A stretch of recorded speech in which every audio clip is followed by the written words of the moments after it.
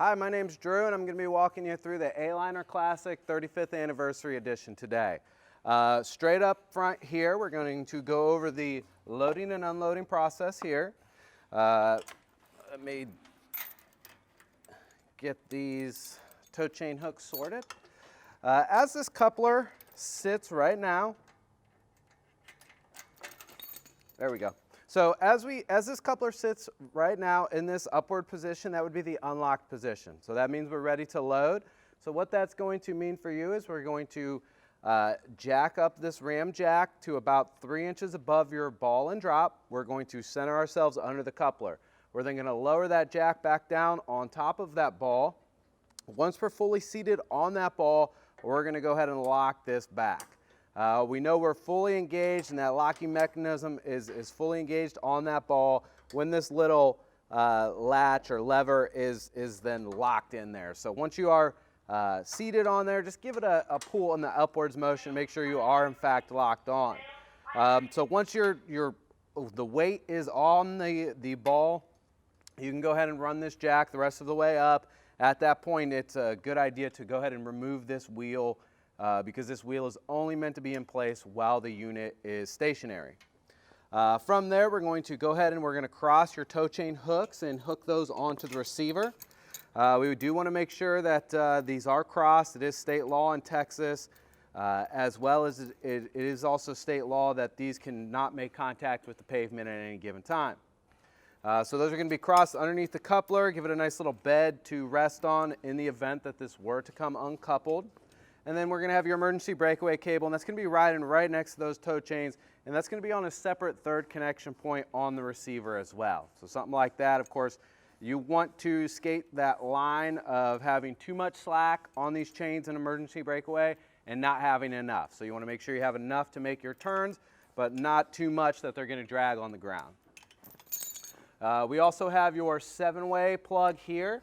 Now this is going to link your tow vehicle and your camper as one. This is going to give you full function to the vehicle's charging system, lights, braking system, things like that. This plugs directly into your 7-way receptacle on your bumper, and when this is plugged into your tow vehicle, think of it as one large vehicle at that point as opposed to two separate. Coming up here to the battery, now this is an interstate deep cycle battery. One thing I do like to point out is you do have an inline fuse here on the loom. If you do have any reliability issues with like lights, things like that, generally that's going to be the culprit there. Coming up here further, just this battery is a lead acid wet cell battery, so what that means for you is it does carry some maintenance. 2 or 3 times a year, we're going to go ahead and we're going to pull these vent panels and we're going to refill with distilled water as necessary. So there is a clear marked water line in there. It is just our goal that we do maintain that water level. Directly behind that, we have 2 20-pound propane tanks. They will be full for you today. When it does come to refill those tanks, we're going to go ahead and loosen this oversized wing nut here. We can then at that point go ahead and disconnect these pigtails off of the physical tank. With that removed and kind of slumped over, that will allow us to then go ahead and remove this T-bar here, and then from there the tanks are free to remove and service as necessary. Now on top of each tank you're going to find an open and close valve, and then in between those tanks you're going to find an automatic switchover propane regulator. Now in theory, if we have both of these valves on these tanks open and we have this directionalized towards this tank, it's going to use all of that propane in this cylinder first and then automatically switch over to this cylinder. Now if you want to avoid that from happening, if you want to make sure that there is no possible way that you can be left without propane gas, then if you want to draw off of this one, keep this tank open, keep this regulator again directionalized towards that tank, and then we're just going to keep this one closed. What that means for you is you can go ahead and use this tank in its entirety. You may have a momentary lapse with your propane appliances. They may shut down, but at least you know that you have used half of your propane supply. From then you can go ahead and manually switch this to this tank and go ahead and open that valve and then take this tank to go get serviced while you're running off of this tank. Behind that we have a little porch light that's going to light this area in the event that you are doing any maintenance after dark. switch for that fixture is directly underneath the light itself. You'll notice you have stabilizer jacks on all four corners of the unit. Now those are for stabilization, they're not for leveling. If we're going to be leveling from front to back, we're going to use the main tongue jack up front. Leveling from left to right is going to be done with the tires and what's called a leveling kit. So they have a multitude of different options on the market, whether that's like a stackable block or ramp style. Either way, they use the tires. Do a little research, you'll figure out what you like and what seems to make the most sense for you. Either way, once you are within 3 degrees of being level, we're going to go ahead and run these stabilizer jacks down. Now you'll be best suited and these will stay in better shape longer if you go ahead and use a light touch. So we don't want to really bear down on these. They will tend to bind as they age. So we're going to come down, we're going to make contact with the pavement, maybe just a quarter turn more just to shore everything up. Same on the way up. We really don't have to manhandle these. As long as they're snug, they're going to function properly. Coming around here to the side here, we're going to grab some of these other components. We're getting to get ready to talk about those. We have your ZAMP style solar plug here. Now this is a direct connection to that battery. This is utilized for any portable solar panel. So what that means for you again is that essentially turns this into a plug and play operation designed specifically for portable solar panels or the briefcase folding panels. Generally with those panels, the charge controller is built directly into the panel. So what you have to do is essentially just plug your Anderson style plug in here. That charge controller is going to essentially be the brains behind the operation. That's going to intake energy as necessary and not when it's not necessary. So once that battery is full, it's going to quit taking in energy. Very nice feature, very easy. It allows you to take advantage of solar without having to have your unit sitting in direct sun, which is always a good thing. Compartment here, now all these compartments, they utilize these door hold opens. You want to be careful with those. It seems like people are used to magnetic hold opens these days, and these get damaged fairly easy. And now this compartment is accessible from the inside as well, so inside and out, excuse me, and you can just go ahead and lift this lid off from the inside.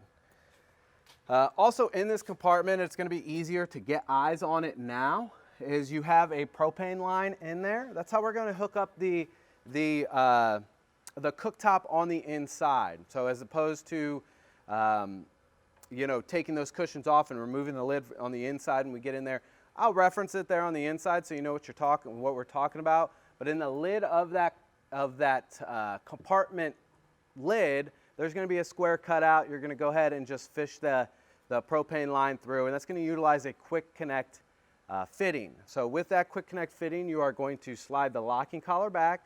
You're going to insert the male end fully. Once that snaps back, you're connected. You're going to find a valve directly behind that locking fitting. And just like with any valve, if you're in line, you're on. If you're against the flow, you're going to be off. And you cannot connect or disconnect when that flow of propane is on as a secondary safety feature. So we'll kind of reference that there on the inside, talk about it a little bit more. But moving on for now, we have your outside shower. Nothing too crazy here. You have access to hot and cold water. Everything kind of stows in this compartment, nice and convenient, and it does have a little hanger there for the head. You're also going to find a volume control on the head. That's going to help conserve your water supply. With these A-liners and smaller units, your supply of water, your freshwater holding tank, generally is not a huge amount. So anything you can do to help conserve that water is going to be best. Back of your fridge panel here. Now this is a 3-way refrigerator. All your controls are going to be done from the inside, so there's generally not too terribly much you're going to be doing back here.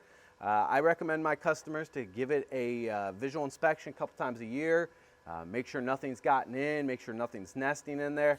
And then as well with all of the propane appliances, it is very important that we do install some screening here on these vents. That's going to keep any mud daubers and flying insects from getting in, nesting in this compartment. Most flying insects, mud daubers in particular, are attracted to the smell of propane. They would love to get into not only this vent area, but your furnace, your water heater.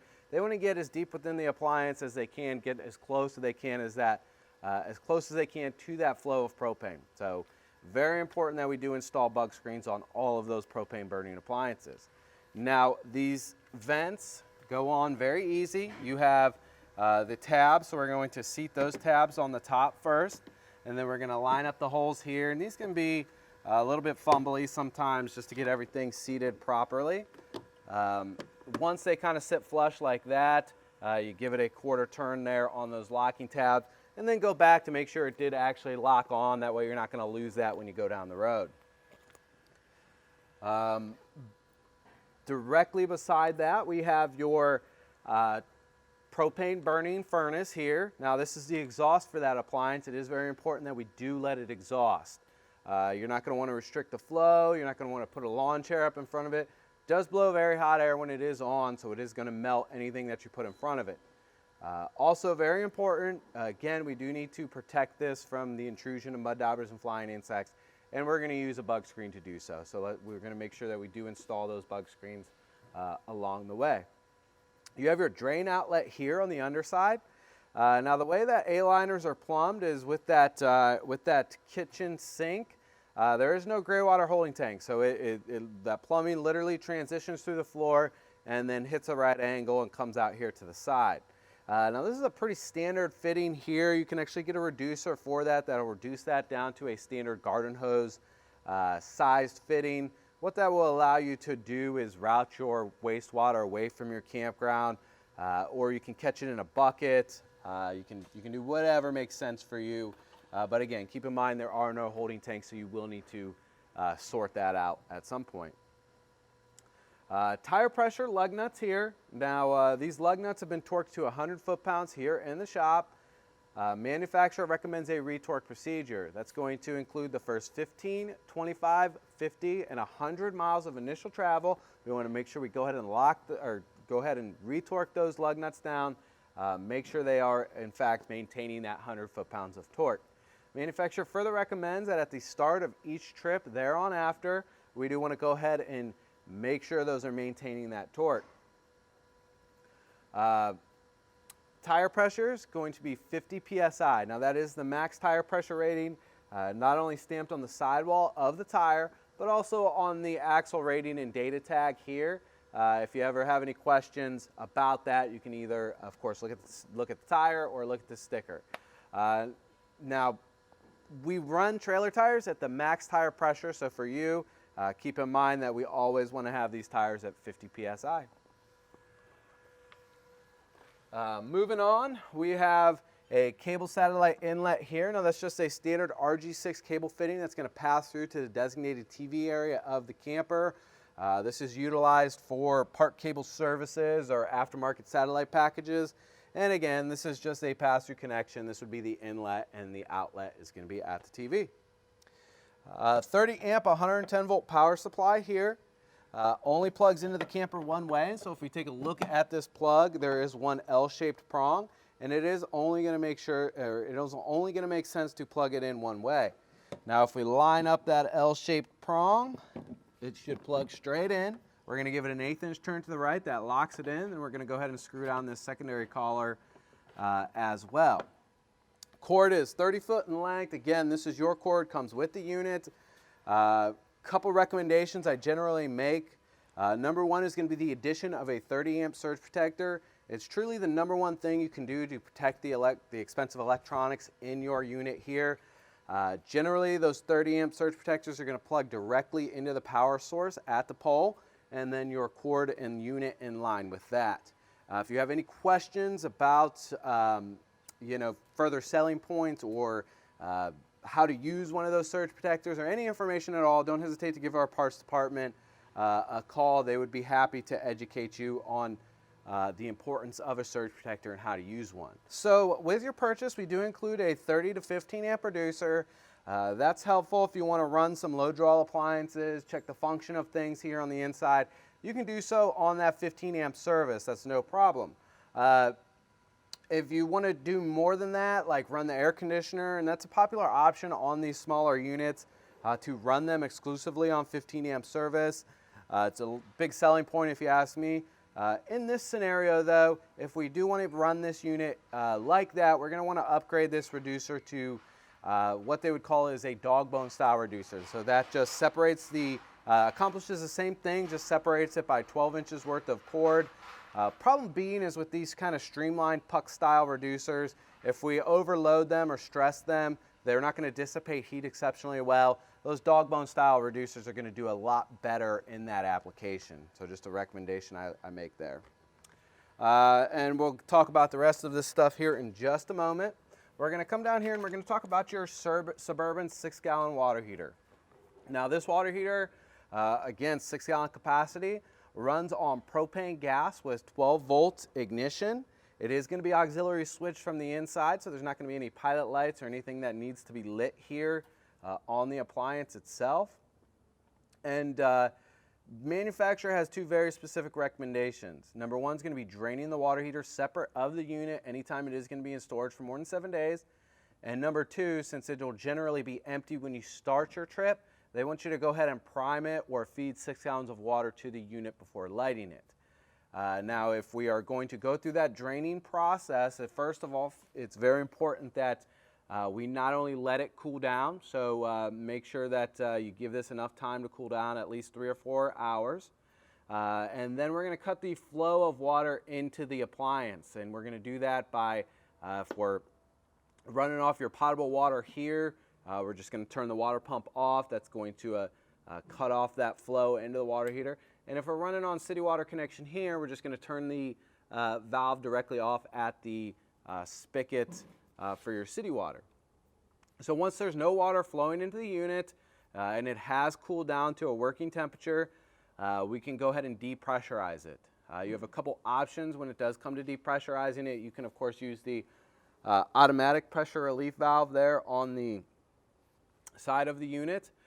Or we can go ahead and utilize the outside shower or really any water fixture in the unit as long as it has a hot side, which in this scenario you have the kitchen sink or the outside shower. Again, probably the most logical option is going to be the outside shower.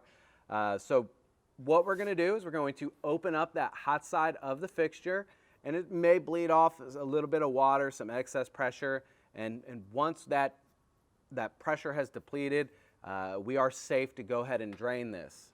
So with the unit depressurized, we're then going to come here, and this is going to be an 1.6" socket size, 1.16" socket size, and you'll probably need a ratchet and extension as well. Once it's depressurized, we can go ahead and back that out and drain the remaining 5.5 gallons of water from the unit. Now again, this is your drain plug here. It also does play double duty, so it's not only a drain plug, but it's also an anode rod. What an anode rod does is it acts like a magnet for hard water deposits, calcification, things like that. They deposit on that anode rod and eat away at that, as opposed to the inside of the water heater. So it is a consumable part. Expect to get maybe a season or two of camping before needing to be replaced.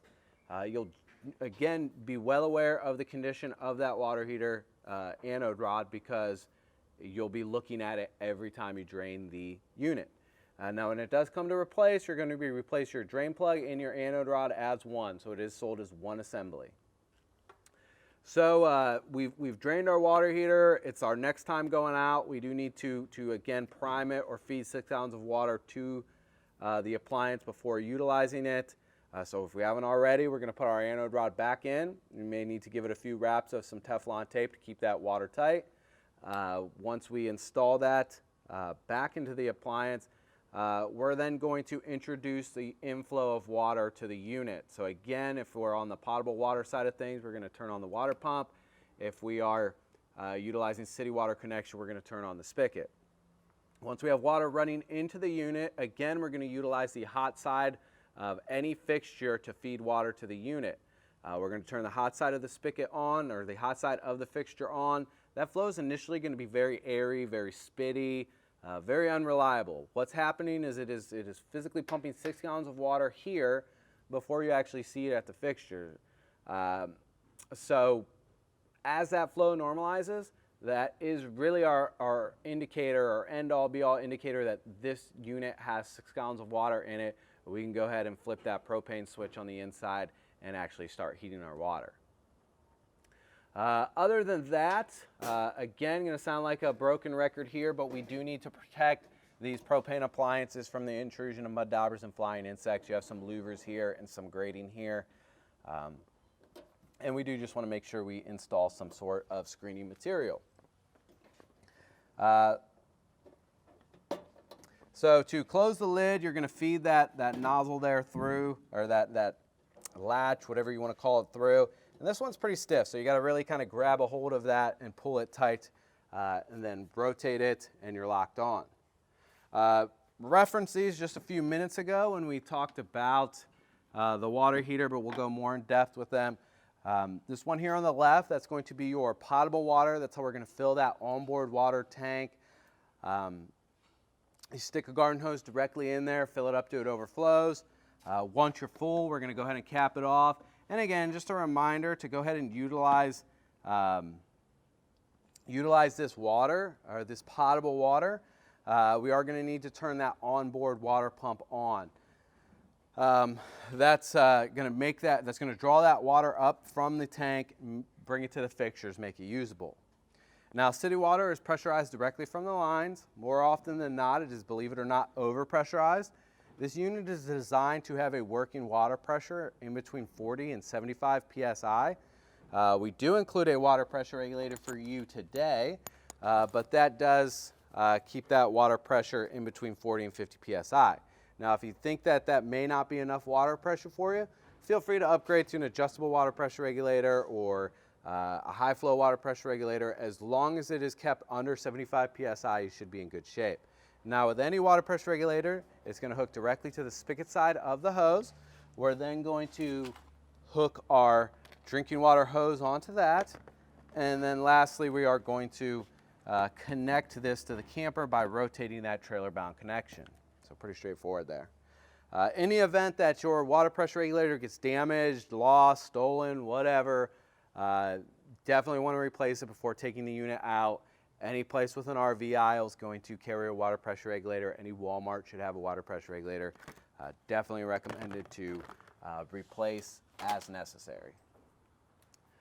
Coming around here to the rear of the unit, first thing that points out or sticks out to me is going to be this blue water line. That's how we're going to drain that freshwater holding tank. So it does have a little screw-on cap on the end. We're just going to remove that cap. It's a gravity feed. It will go ahead and drain that tank. And again, we're going to want to drain that tank anytime the unit's going to be in storage for more than 7 days. Also here on the rear, full-size spare. Good time to check tire pressure when you're maintaining that tire pressure on the other 2 tires. Stabilizer jacks, tail lights, things like that. License plate bracket, nothing that we haven't already talked about or seen. So a couple of things here on this side. First up is going to be this bracket here.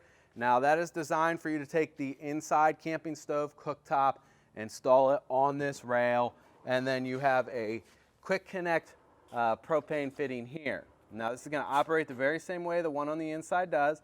We're going to slide that locking collar back. We're going to insert the male end of that cooktop fully. Once we are fully inserted, that's going to snap back and lock. And then we have this valve here. And again, just like with any valve, if you're with the flow, you are going to be on. Against the flow is going to be off. And you cannot connect or disconnect the appliance with that propane in the on setting. Also make sure that this little dust guard, rock guard is in place anytime you're going down the road. That's going to help keep any road debris from depositing in the fitting. Below that, we have your Cool Cat air conditioner. Nothing too crazy with this. You do have some drainage tubes there. And unless the unit is completely level, you may see water kind of creeping out from other locations, which isn't going to affect anything, but it is important that we do keep the unit as level as possible. A couple all-weather 110 volt outlets. Again, nothing too crazy, just some 15 amp outlets. Same style of light we had there on the front of the unit with the switch on the underside of it. You have a door hold open here, so a plastic door hold open. You're just going to match these guys up. That's going to keep that door open, keep it from swinging in the wind. Again, storage compartment here is also accessible from the inside of the unit underneath the dinette cushions. Front step is up and in, so very basic. You fold the last step in, and then that comes full in like so.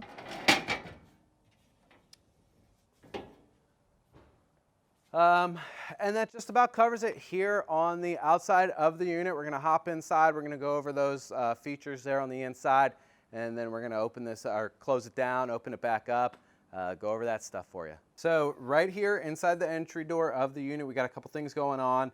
Number one is going to be your fire extinguisher here. We recommend testing or inspecting your safety equipment every time you take the unit out. For this particular fire extinguisher, you have a pressure gauge. Just make sure that pressure gauge is still reading full so that in the event that you would need to extinguish a fire, you're going to have the pressure to do so. Up top here we have a microwave.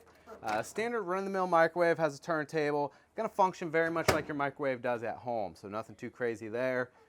We also have a light here. Now that's just a light to light your way coming in the unit at dark. Just an easy switch to hit to turn some things on to get you started.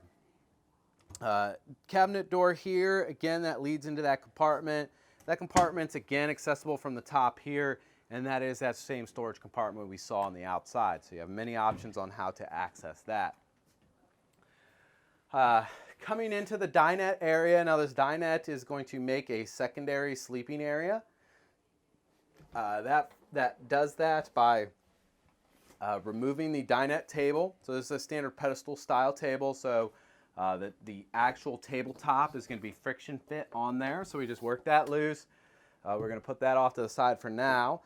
And then you have a coupler, a screw down coupler here on the flange. So we're going to rotate that counterclockwise. That's going to allow us to go ahead and rotate that. And as you can see, you have like a 1/4 inch positional rotation there. And then once we're in the correct orientation, we lock this down to keep that tension taut. So once we have that removed, you have these slats that are conveniently located on the rear here. So we're going to, as carefully as we can, we space these out as evenly as possible, and they can be slightly fiddly as well. So we space those out, and we'll just go for the last one here. And these little pieces of trim, they like to pop off here as well, so you're going to want to make sure that you put those back when you're done. So we lay these out as evenly as we can. Of course, my leg is kind of preventing that from happening.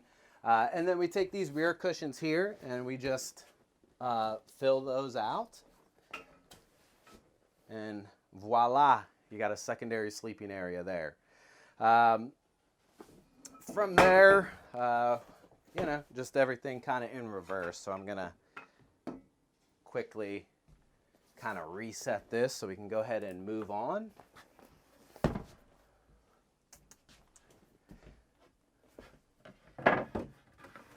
And those go in there easy enough.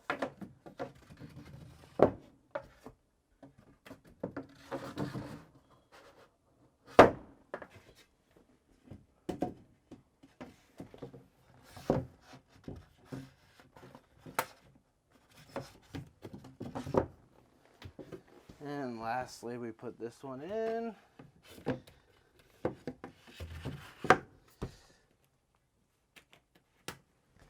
Something like that.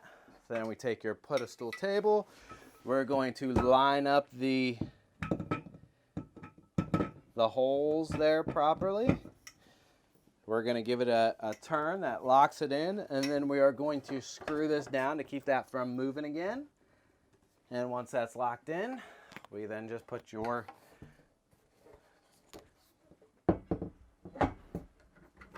tabletop on top of there, give it a push down, and that's what we're looking for with that.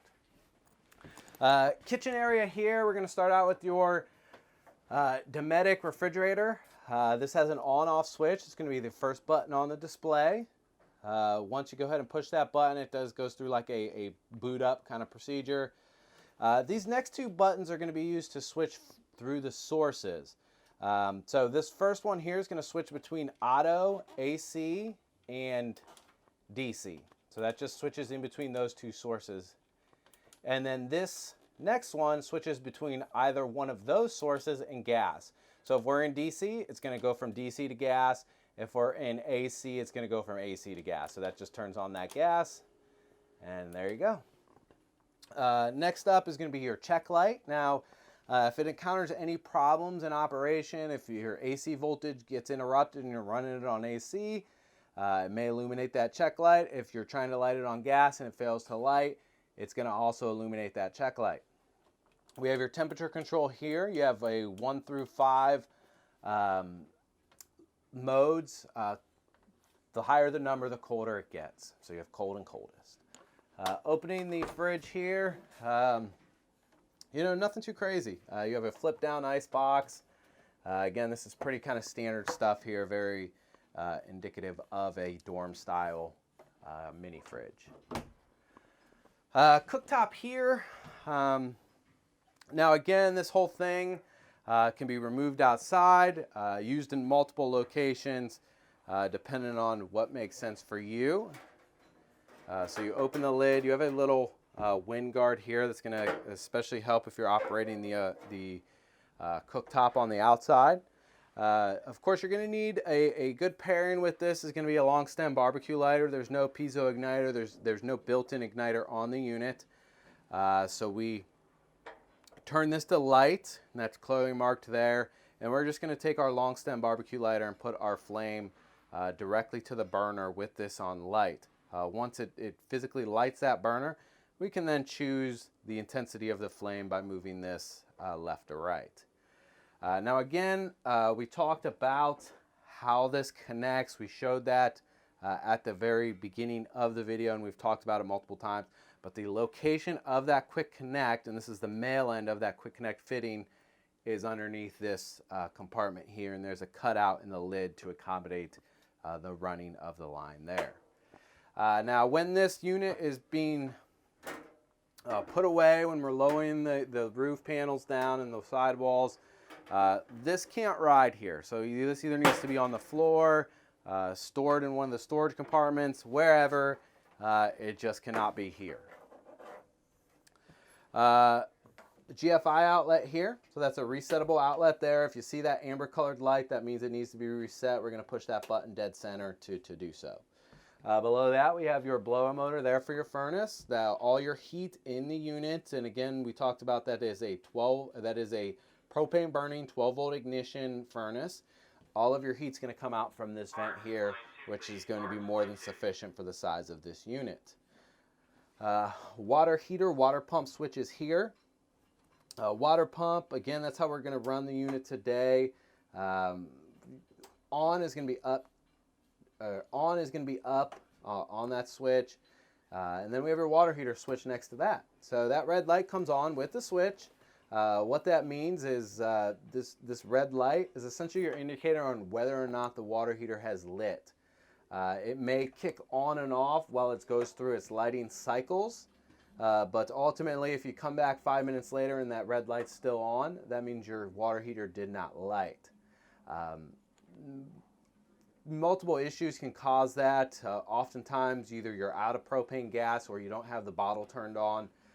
Either way, if you come back and that's not lit, inspect, check out, make sure you do have gas in fact, then turn the switch off, turn it back on. It's going to recycle another 3 times, and generally as long as you've corrected the issue, it will light on the first try of the second cycle.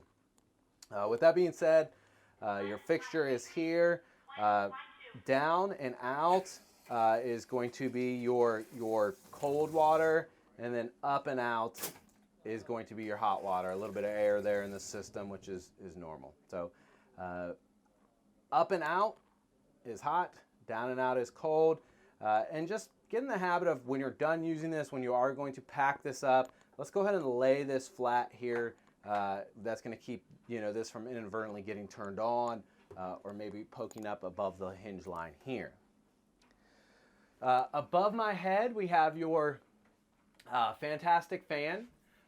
This would be in the closed position before going down the road. So closed and locked, so something like that, we would unlock that by rotating that to the right. Then we're going to go ahead and crank this up. We have to choose a speed as well as a direction. So he already had the direction chosen there. This is a three-way switch. Middle is going to be off, and then we can either bring air in from the outside or exhaust. But we need to both choose a direction and a speed for this to do anything for us. And we have 1 through 3 there, and then again, exhaust and intake there on the airflow. Also, you have a 5 amp bus style fuse holder here. Not something that you're generally going to have to replace very often, but if you do so, if you have any reliability issues with the appliance, it's probably going to more than likely be that guy there. And then when we're done using the fan, very important that we, again, close the lid, rotate this to the left as far as we can, and that's going to be locked down. Now, also up there on the roof panel, we have your smoke alarm. That's a 9-volt battery ran smoke alarm, just like it does, just like you have at home. It'll let you know when it needs to be changed. So it does have a test button on it. It is very important, again, that we test that every time we take the unit out, make sure our safety equipment is in tip-top shape. Coming here to the rear of the unit, quite a bit going on here on the floor itself. First up is going to be your fuse panel breaker box. You have both your 110 volt appliances and your 12 volt appliances being controlled here in this one box. Everything on the right is going to utilize a replaceable automotive blade style fuse. Those are labeled there with the amps. Not a bad idea to pick up a variety pack of fuses. Again, as fate would have it, if you don't have one, you'll probably almost immediately need one. Here on the left is going to be your 110 volt appliances as well with your standard resettable light switch style breaker. Most modern homes have these in their breaker box. And then to the right of that, we have your essentially your TV area of the unit. We have that transition of that cable fitting we saw on the outside that's going to feed services, part cable services into the unit. And then we have a 12 volt cigarette lighter style receptacle in the event that you choose to utilize a 12 volt television. Down below here we have your last part of safety equipment here. That's going to be your carbon monoxide LP leak detector.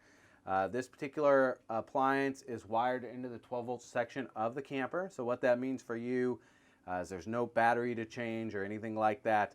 And also does have a test button, functions very much like a smoke alarm. Although it does detect both a propane gas leak as well as a carbon monoxide leak. Indicates which gas it's sensing on the actual appliance itself. Lastly, we have your Dometic thermostat here. Now this is kind of like a captive touch or a touch screen display, so you don't really have to mash these buttons. It doesn't make it any more responsive. So lightly touch the button. If it doesn't do exactly what you want, go ahead and just lightly tap it again. Now it's going to kick us into the fan speed mode here. Our choices are low, high, and auto. If we go to either low or high, that fan's going to run indefinitely, whether or not it reaches that temperature or not. So to keep it kind of corresponding just how we would like it, we're going to go with the auto. We're going to confirm that selection. That's going to take us into the air conditioning mode. All of your air conditioning is going to come from these two vents on the underside of the bed. And we can hear that running. Nothing too crazy with that. Again, that air conditioner is going to have no problem keeping this unit nice and chilled in the hottest of summer. Now next up is going to be your furnace. Again, we talked about your blower motor there being underneath the kitchen sink. Of course, I would need to dial that up to get it to kick on. We're not going to do that today because it's already hot enough. So once you reach a temperature that exceeds the set thermostat temperature, that blower motor is going to kick on immediately. 16 seconds after that, it actually ignites. By that 30-second mark, it's producing noticeable heat. Would not be surprised in a unit of this size if that furnace sets off your smoke alarm. That's very common within the first 15 minutes of operation. Nothing that you need to worry about. Should dissipate within that first 15 minutes. Now if I hit that mode button one more time, that's going to read heat pump on the thermostat there. That's going to be our electric heat option that's going to produce heat from the CoolCat air conditioner, and that's going to be, again, our electric heat option, 110 volt option, and that's going to push that heat from the same ducts that it does the cold air. So you have multiple heat options, either a 110 volt option or a kind of boondocking off-grid option as well. Lastly, here on this side, we have one last 15 amp outlet here. Nothing too crazy. Is also a resettable GFI as well. So if you see those amber colored lights, that means you do need to go ahead and replace it. A little bit of storage here. Again, nothing too crazy, but it's there. And then lastly, albeit very simple, we can go ahead and pull this bed out. There is a bungee cord that can actually lock this top piece from maneuvering. If that's engaged, we do just want to make sure we unlatch that. In our case, it's not engaged.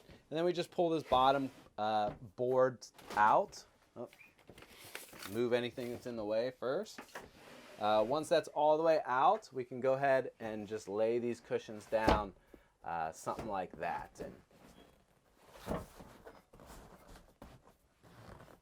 And that's the secondary sleeping area.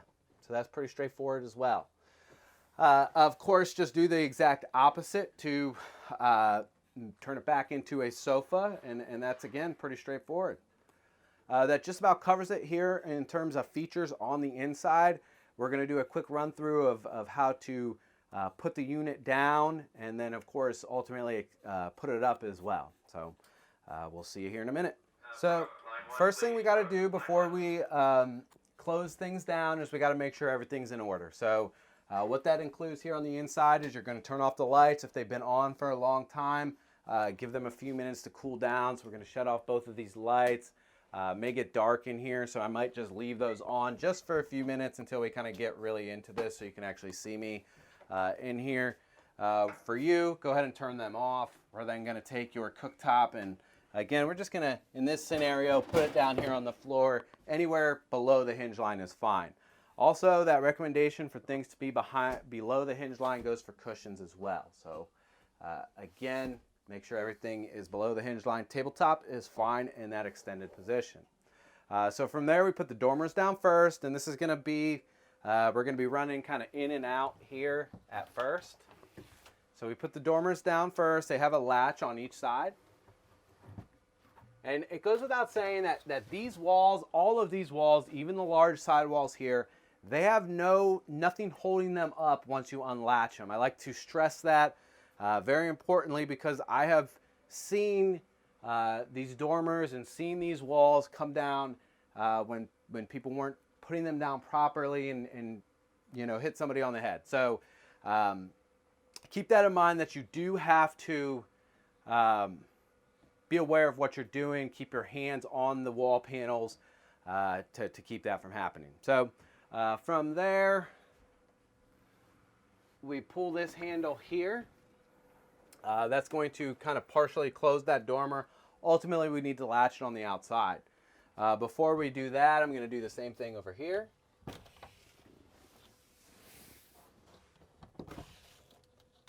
And then we're going to go ahead and pull that down here. And again, I guess this is as good a time as any to go ahead and cut those lights off. Now from here, we're going to pop out to the outside because we have to fully latch those dormers down before we go any further. So starting here on the front. Now these latches are used all the way around the unit for the roof assembly. And these are in their long... There's a spider there. who doesn't want to leave me alone? So once these are in their closed position, excuse me, these are in their longest position when they are fully extended here. So when this is flat. Now they are adjustable, so you may, you know, as these seals kind of age and compress, you may need to give that a couple turns. But it is nice to have them, you know, fairly tight. So you come down, you latch that guy there. We're going to latch this guy here. And then we're going to come around and we're going to do the rear dormers as well.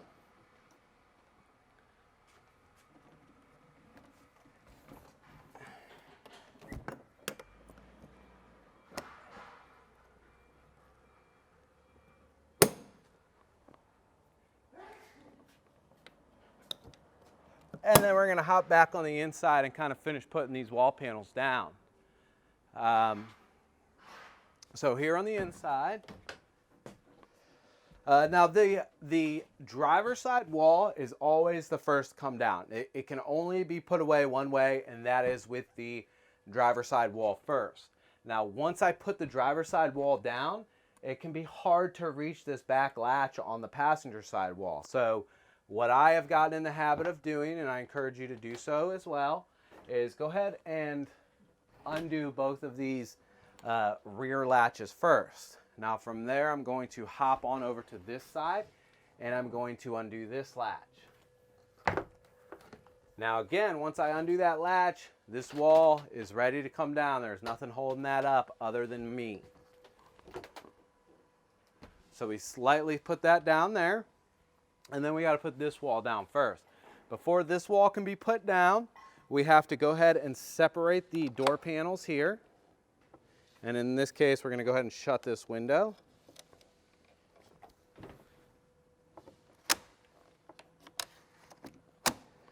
So with that door separated there, I'm going to hold this in this kind of halfway position, because as you can see, if it's not held in the right position, it's going to actually hit here on this top piece of aluminum. So once I undo this latch here, I hold that door kind of in that halfway position, and I am okay to go ahead and put everything down. So from there, now if it is me all by myself, I pop this roof panel loose here from the inside. Now if I have somebody with me, we can both get a hand on each side of this front roof panel and pop it loose that way. So since it's only me here, I'm going to put my hands as close to center as I can, and I just lightly press up. Now the only thing I'm looking to do is pop that top roof line out of its channel. So once I've done that, I can finish up here from the outside. Both doors do need to be closed. You want to make sure you're not going to damage your window shade when closing that door.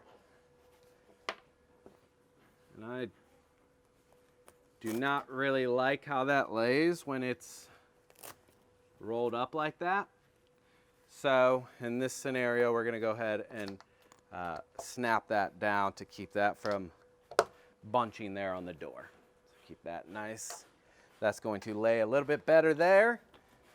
And then we got to shut this door too, because again, this lip does come down to about here. So with the roof closed, you can't open the door or close it. So you need to close it before doing so. And then here, since I'm a short guy, I generally will start all the way at the back, and I just slowly start to walk my way forward. And that came down quicker than I anticipated. But I will come to a point where I can get both hands on, and then I'll finish up here on the top. Now from there, again, we're going to latch these latches just like we did with the dormers. And this will happen sometimes where it'll get kind of stuck there. It won't be centered exactly right. So you may have to kind of move this around as well. And then again, you can usually get it if you give it one more try. And then lastly, we have one more latch here on the other side. We're going to finish up with that one.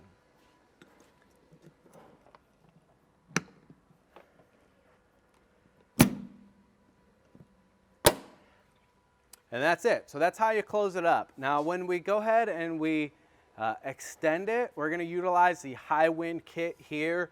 You have to be very, very, very careful, and this is probably the very most absolute important thing that I'm going to recommend for you.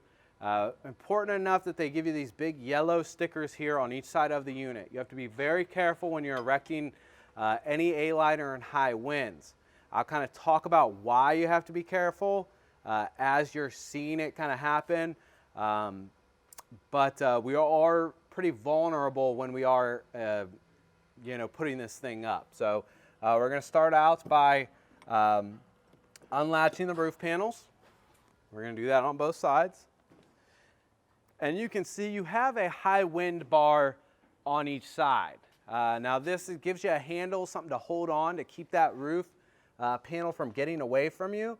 And it also, when it's fully extended, is going to lock those two roof panels together to make everything more secure. So we're kind of going into that point where we're going to be vulnerable once we start to extend this. So I'm going to preemptively get the high wind kit ready, and it's going to look something like this. Of course, if you had a buddy on the other side, they'd be doing the same thing. So with the latches undone and this already in my hand, now this is going to act like a handle for you when extending this, again, to keep you from this roof panel potentially getting away from you. So this, as we're opening it, is that vulnerable point. Reason being is if we had a strong wind coming from the rear, it's going to come up this back roof line. It's going to hit this wall panel like a brick wall. So we start to lift up with this with the high wind kit here. As we get further, you reach a point where this going straight up motion no longer helps you because it actually separates the two roof panels. So from there, you're going to kind of use your hand and the high wind kit as well. So you're going to push up with your hand and then kind of keeping a firm grip on this as well. And again, we are still very much vulnerable until we actually lock in. Now I have this side locked in. Now I need to go over to the other side and finish locking that side in before I can engage that high wind kit. So again, we know we're fully extended once that roof panel falls into that channel. So then I'm going to walk back over here, and I'm going to put this bar in, and I actually set the clip down here. So we lock this here. Now we would of course do the very same thing on the other side. That's going to go ahead and lock everything in. And it's, so maybe go from the bottom here. That might be a little easier for us to see. So, so with this high wind kit engaged, we're going to again do the very same thing on the other side. This is the most secure position. When you are fully extended, you have the high wind kit engaged, those roof panels are locked together. So we're going to go through with opening it up. Now since we're already here on the outside and we have these two roof panels open, again, probably not something I would recommend doing if it's a very windy day, but since we're here in the safety of the shop, we can go ahead and unlock these dormers since we are already outside here and we have that roof panel open.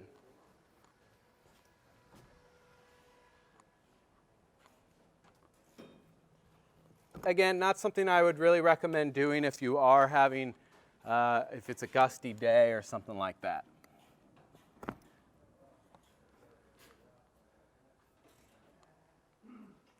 So from there, we're going to open up the entry door again, and we're going to do everything in reverse.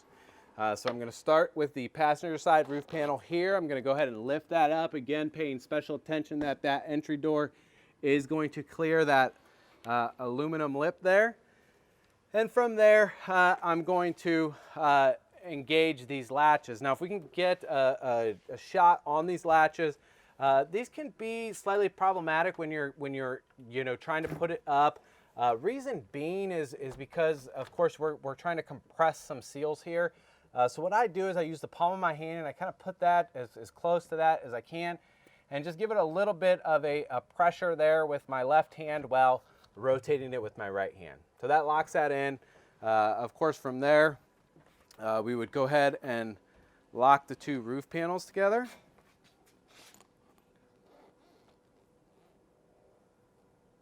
So we're gonna lock these two roof panels together. Door panels, thank you. So we're gonna lock the two door panels together, and then we're going to put this side up. And again, I'm gonna use my hand to do so. So we put the two, we lock the two front ones in, and then we finish up here with the two rear ones. And we lock those in. And lastly, we're going to put open the dormers. So we're going to push up on the roof, the exact opposite of what we did to put these dormers down. And then we put the sides up.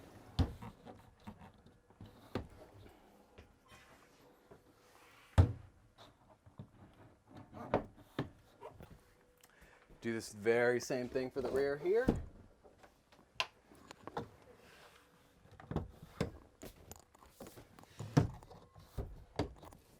And that's it, we're ready to go. Should take you 5 minutes or less to kind of set this thing up or tear it down. So that just about covers the Aliner Classic 35th Anniversary Edition. If you do have any questions or concerns, please don't hesitate to give us a call. We would be more than happy to walk you through or touch base on more of this stuff over the phone. Thank you.